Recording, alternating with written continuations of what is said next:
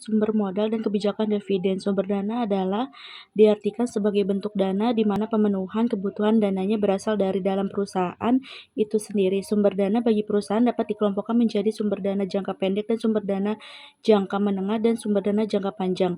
Di sini sumber dana jangka pendek adalah pendanaan yang harus dibayar kembali dalam jangka waktu 1 tahun atau kurang.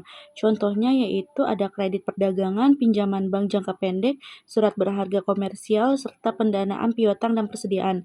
Yang di sini ada sumber dana jangka menengah. Sumber dana jangka menengah merupakan sumber dana yang memiliki jangka waktu lebih dari 1 tahun dan kurang dari 5 tahun. Jenis sumber dana jangka menengah diantaranya adalah term loan, equipment loan, dan leasing. Sumber dana jangka panjang adalah pendanaan yang jangka waktu temponya lebih dari 5 tahun.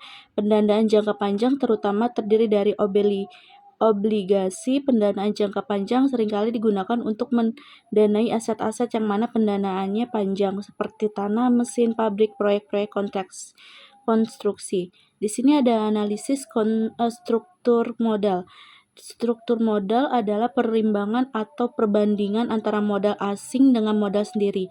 Sedangkan struktur keuangan financial struktur adalah perbandingan antara jumlah aktiva dengan jumlah pasiva.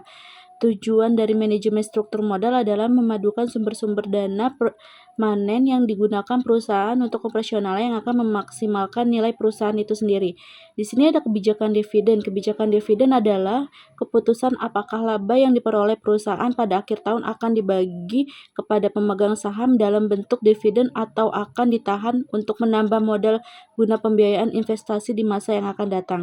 Stabilitas dividen sendiri merupakan pembayaran dividen yang stabil dalam jangka waktu lama.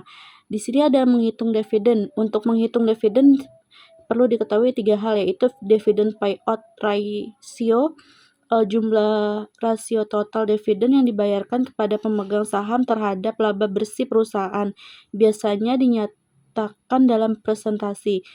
Kedua, ada jumlah saham perusahaan, laba bersih perusahaan. Rumus dividen adalah laba bersih dikali dividen payout ratio.